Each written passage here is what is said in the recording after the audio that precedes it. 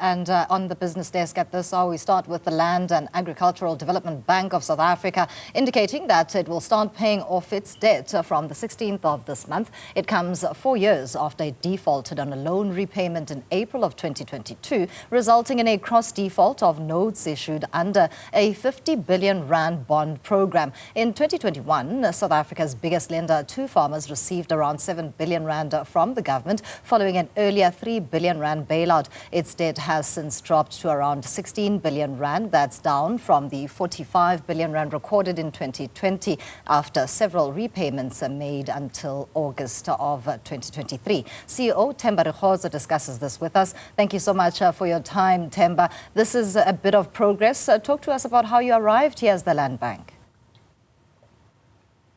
Yeah, a very good afternoon. Yeah, indeed, this is a very important milestone for us. It's been going on for way too long. Land Bank went into debt default in 2020 April. And since then, we've been discussing with our lenders to try and find a debt restructure solution. Of course, these discussions have been very, very complex. It took us a very, very long time for us to reach an agreement with the lenders. We are now happy that we have managed to put a solution that has been accepted with our lenders, and now can actually be happy that we have concluded the debt restructure process with our lenders. Is this a sustainable solution, especially if we think of a longer-term view of the Land Bank and its work as a lender to farmers locally?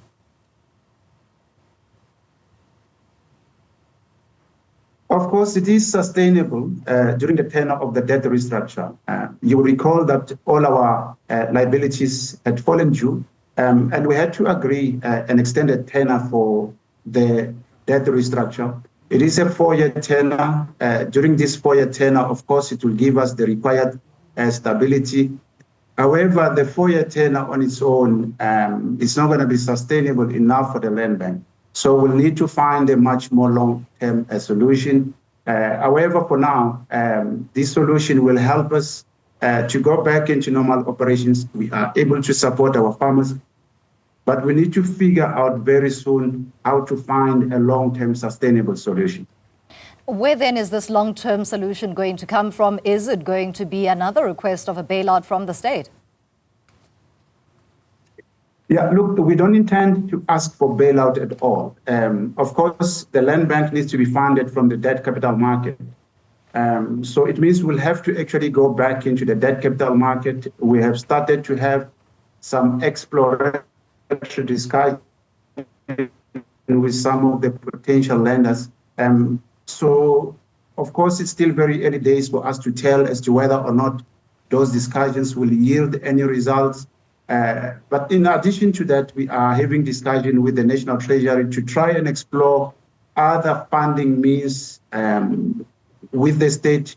I would hate to call it a bailout. We don't intend to actually go back and ask for the bailout. We think from here on, we should be able to find a lot more sustainable means for us to be funded going forward.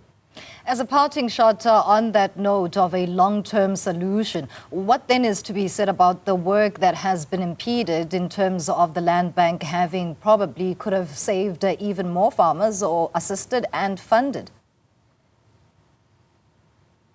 Yeah, of course, the debt default affected our ability to support more farmers. In 2020, when we went into debt default, we stopped lending. However, we came back into the market and started giving facilities back to farmers from 2022.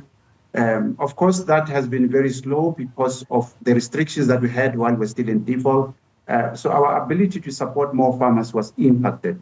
Of course, now with this debt restructure, we hope that we'll be able to support more farmers. And of course, we'll need to sort out our funding so that we can be able to support even much more farmers going forward.